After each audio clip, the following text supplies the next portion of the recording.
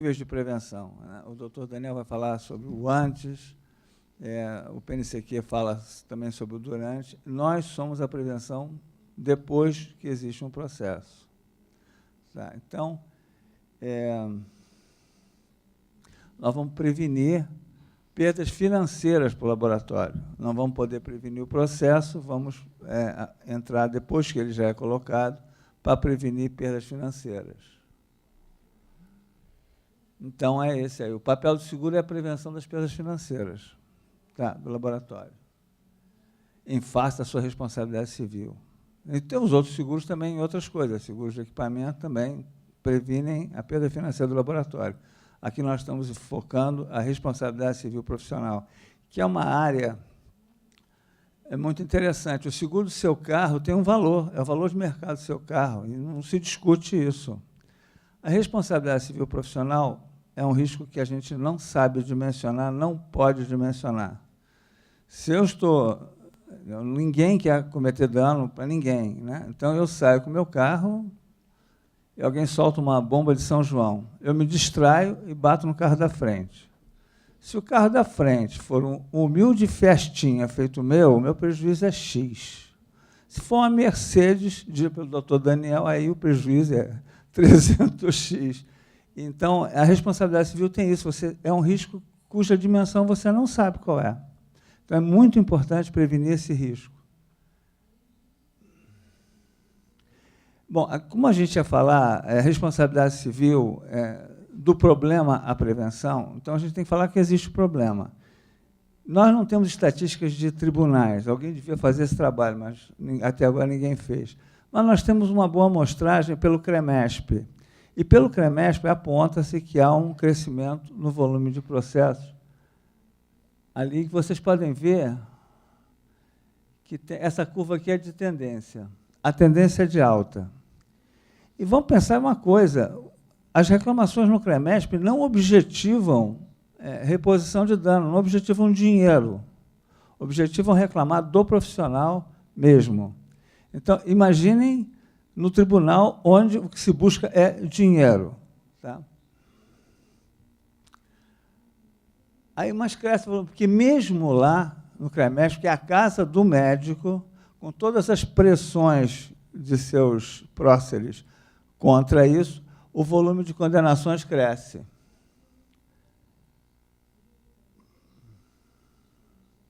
Cresce também aqui. Essa aqui é a curva de tendência.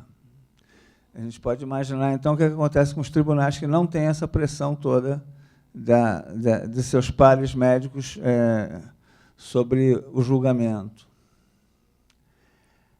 Em agosto de 2009, a revista do Biomédico já publicou uma matéria sobre o crescimento dos processos contra laboratórios e acusa a fase pré-analítica, trans e pós como responsáveis pelo crescimento do volume de processos.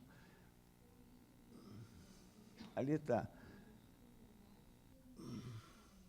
Crescem as ações contra laboratórios.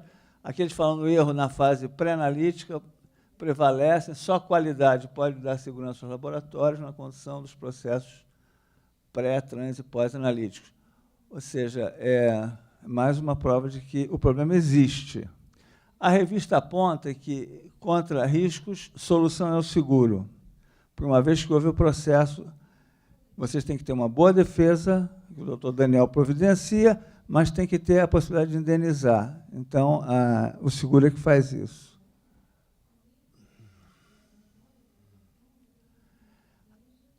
Eu, pessoalmente, tenho um envolvimento grande com o laboratório. Eu cresci num ambiente de laboratório. E foi a realidade que eu testemunhei a minha vida toda. Naquela época, o laboratório em questão tinha clientela própria, porque o exame era feito pelo dono do laboratório. As pessoas confiavam na capacidade dele de avaliar as coisas.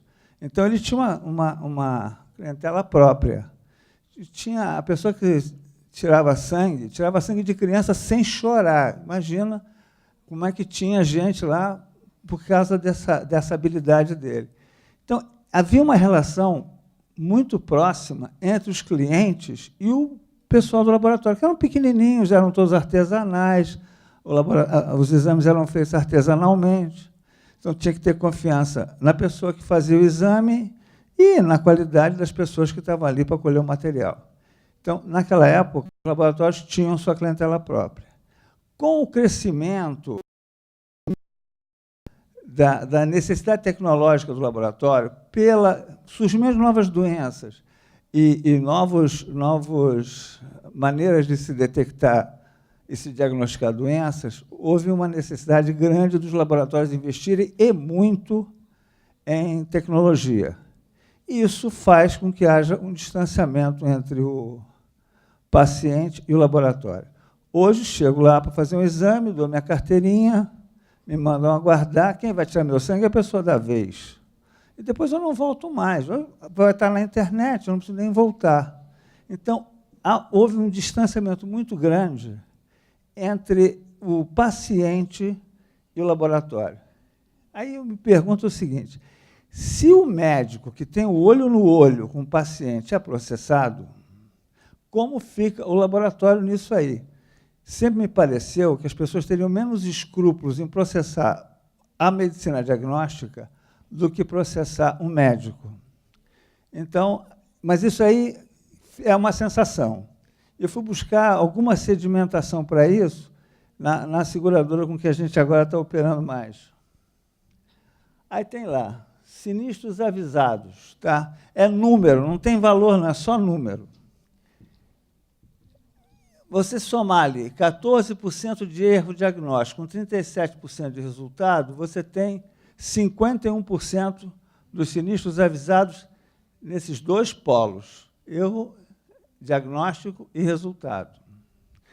E essas duas áreas, elas são apenas 15% das apólices emitidas. Também é número, não estamos falando de valor. Então, 15% das apólices emitidas estão envolvidas com 51% dos sinistros, o que eu acho que corrobora o fato de que o laboratório fica muito mais exposto a ser processado do que o médico. Alguns hospitais, a gente tem alguns hospitais segurados, disseram que eles não têm muito medo do processo, principalmente hospitais em cidades pequenas, porque a população depende daquele hospital. Então, eles têm um certo medo de processar o hospital, porque depois vai fazer como, né? Então, o hospital tem essa proteção em centros menores. Mas o laboratório não tem essa proteção. Então, agora dá uns casos, assim, exemplificar com os casos, só para dizer que existe problema. Esse é um exemplo que veio da própria seguradora. Houve um diagnóstico de paciente com carcinoma de células renais câncer. Retirada total de rim devido ao diagnóstico de câncer. Contra a prova realizada, não indica, depois, né, não indica qualquer existência de células cancerígenas. Terceiro requer indenização de R$ 680 mil pela perda indevida do rim. A seguradora já está preparada para perder R$ 170 mil. Ela está esperando que a perda seja nesse montante. Isso aí não inclui despesas de honorários advocatícios, custos periciais e custos processuais. Isso é só a indenização. Exame histopatológico do colo uterino, diagnóstico carcinoma espinocelular moderadamente diferenciado.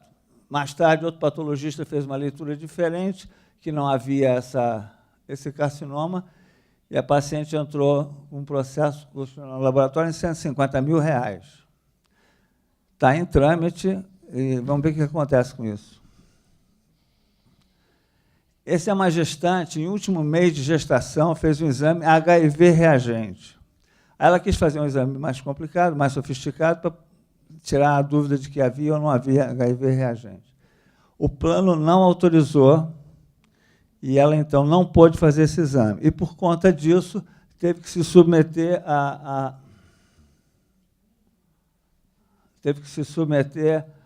à profilaxia de transmissão vertical com o uso de antirretrovirais, tanto ela quanto o bebê.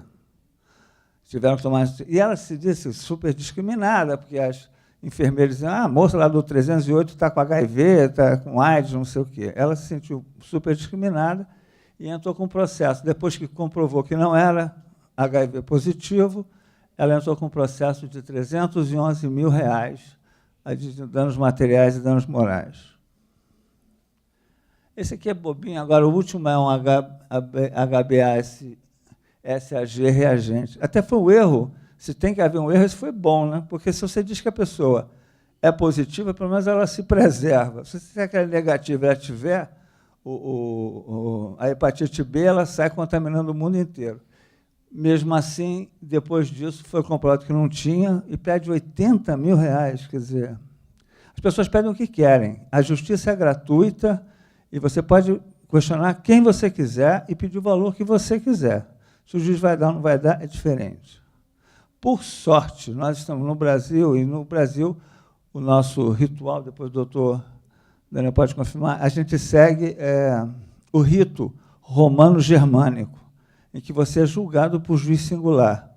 Nos Estados Unidos, na Inglaterra, é o common law, então você é julgado por seus pares. Juntam 12 pessoas que não entendem nada de um assunto, vão julgar uma pessoa, vão dar a condenação, depois elas se dissolvem e não geram nenhum aprendizado.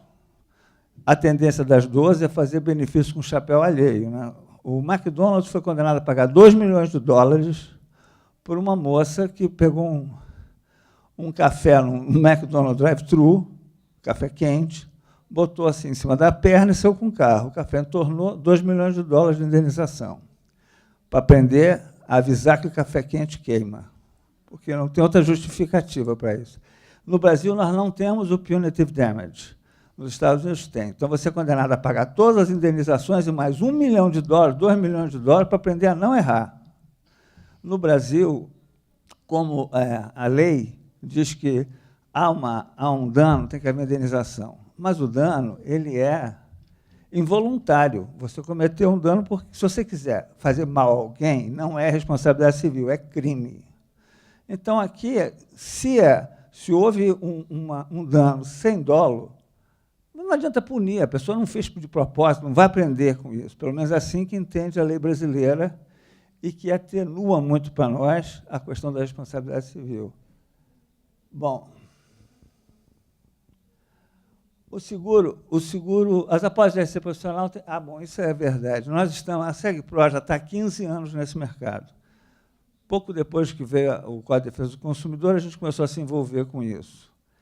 E houve uma resistência imensa dos médicos ao seguro por causa dessa coisa americana que processa todo mundo por tudo. Aliás, eu estive agora nos Estados Unidos, vim de lá, eu nem botei essas fotografias porque elas estão ruins mesmo. Mas no metrô estava anunciado assim, danos mentais, $3,5 milhões. Escorregou e caiu na calçada, 700 mil. Isso é o escritório de advocacia anunciando. Aqui não pode, né? Pode? Pode disfarçado, né? Está escrito que não pode. Está escrito, mas lá pode. Então, eu fiquei assim, chocado com aquele negócio. Eles anunciam vários $milhões para esse processo. Então, no Brasil, os médicos começaram a ficar com medo que viessem aquelas condenações gigantescas americanas, por mais que eu dissesse, o rito é diferente, nós somos julgados por juiz singular aprende, júri não aprende, mas juiz aprende, o juiz tem direito à peritagem. Foram muito contra. Então, as seguradoras vinham, batiam no muro da rejeição dos médicos e iam embora. Isso foi se repetindo, algumas foram ficando, a Real ficou mais tempo. E elas, como é toda, seguro é uma coisa conservadora, se não for conservadora, morre. Então, no início, as primeiras apólices eram assim, até R$100 mil, mas dano moral só cobro até 20%, só cubro até 20%, e só se tiver relação com dano material. Por quê? Para provar que aquele dano moral teve origem no ato profissional. Aí foi uma discussão de anos. Eu digo, gente, vocês estão excluindo a medicina diagnóstica. Porque a medicina diagnóstica causa dano moral, pouquíssimo dano material. Pode causar dano material, mas não é a ênfase. A ênfase é o dano moral.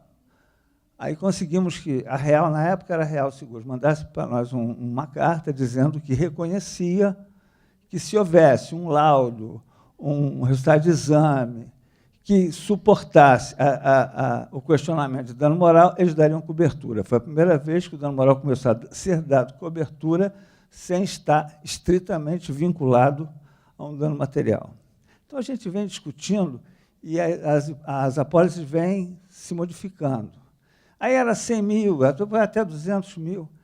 Agora, nós realmente estamos com uma apólice que veio para o mercado agora, que é muito interessante. Ela abre vários debates novos, e eu vou mostrar para vocês um pouco disso aí. Ela dá cobertura imediata, não há carência, mas as seguradoras todas dão isso. Ela não cobra nenhuma franquia, ou seja, não tem participação obrigatória do segurado. Houve sinistro, ela vai pagar tudo, desde os custos advocatícios, processuais, indenização, o que quer que seja. Não tem franquia. Ela oferece, mas isso é preciso tomar muito cuidado, ela oferece 5 anos de retroatividade. Você quer confiar, você quer confiar bastante. Oferece 5 anos de retroatividade para o segurado, para fatos que ele verdadeiramente não conheça, ou seja, que vá surpreendê-lo inteiramente. A gente, às vezes, comercializava para um médico, ele diz, bom, agora meu futuro está protegido. E o meu passado, como fica? Não podia fazer nada, o passado era o passado. Nessas ações de responsabilidade civil, você tem 5 anos para reclamar. Então, não tinha resposta para essa questão. Essa seguradora nova trouxe essa resposta. Então, se, de fato, o segurado não tiver tido nenhuma notícia de que havia aquela reclamação, não tiver recebido uma comunicação, nada, ele vai estar coberto na apólice, os 5 anos. E outra coisa que ela fez, ela trouxe o limite de cobertura para R$500 mil. Como eu disse, esse é um ramo cujo tamanho do dano a gente não sabe. Se causar dano, o tamanho não está no nosso controle.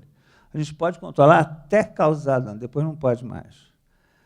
Pode bater no Fiesta, pode bater no carro do doutor Daniel. Isso aí não é nosso controle. Entendeu? Então, nós recomendamos que o seguro é para indenizar, o seguro é para dar conforto. Então, faça a maior cobertura possível. Eu digo até para vocês, no seguro de automóvel de vocês, façam o seguro contra terceiro o seu mais alto possível, que não aumenta tanto o preço e realmente dá um respaldo muito bom para vocês.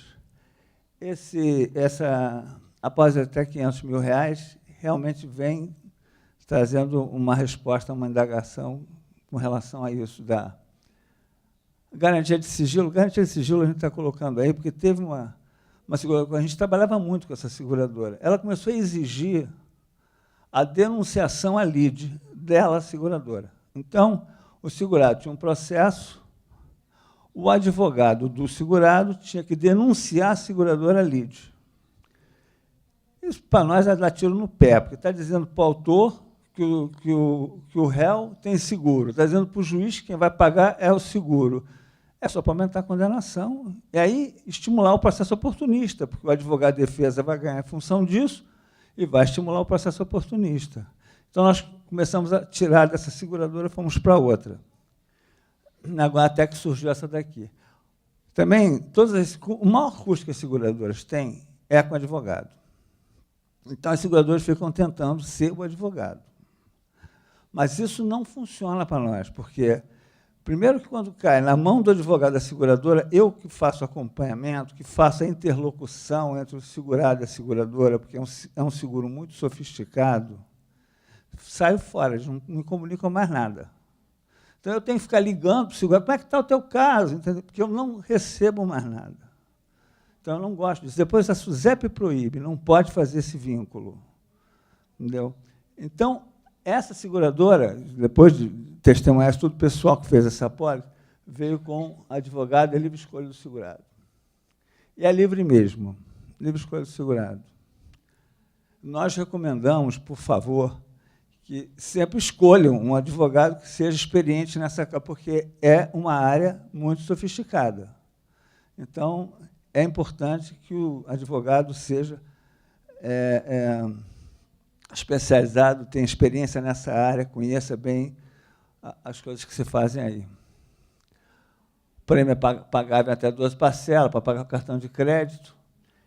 E o seguro, de uma maneira geral, é uma tranquilização, um fator de tranquilidade do profissional. E uma coisa que eu falava para os médicos, quando os médicos combatiam o seguro, eles diziam, gente, para o médico, doutor, se o senhor quiser ganhar um trocado processando alguém, quem que o senhor preferia processar? Um médico que está desguarnecido, que vai levar um choque com a sua cobrança, não vai saber o que fazer, vai ter que ficar pensando o que fazer, e vai estar emocionalmente abalado, ou um médico que está com a retaguarda coberta. Quem que o senhor preferia processar? Então, porque não justifica a questão do seguro. Se o médico é processado, ele vai querer, se ele não tem proteção, ele vai querer fazer o acordo logo. E, ao fazer o acordo logo, ele está estimulando o processo oportunista, que é a lei de defesa do consumidor.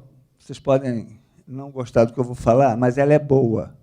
Ela é boa porque ela privilegia o sentimento de cidadania do povo brasileiro. É uma coisa que a minha geração lutou muito por isso.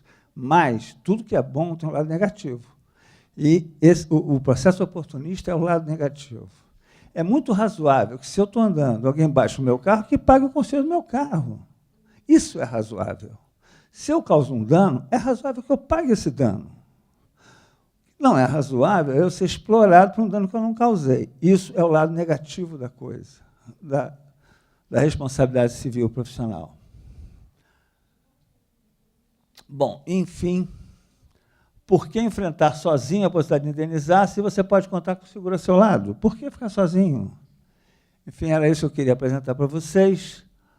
E qualquer contato, vocês ali quase não dá para ler, mas é mauricio.baceres@segpro.com.br. Vou deixar alguns cartões aqui em cima. Tem o nosso site também é muito explicativo. E agora, se vocês quiserem fazer alguma pergunta... Para quem não me conhece ainda, meu nome é Daniel, sou assessor jurídico da SBAC. Trabalho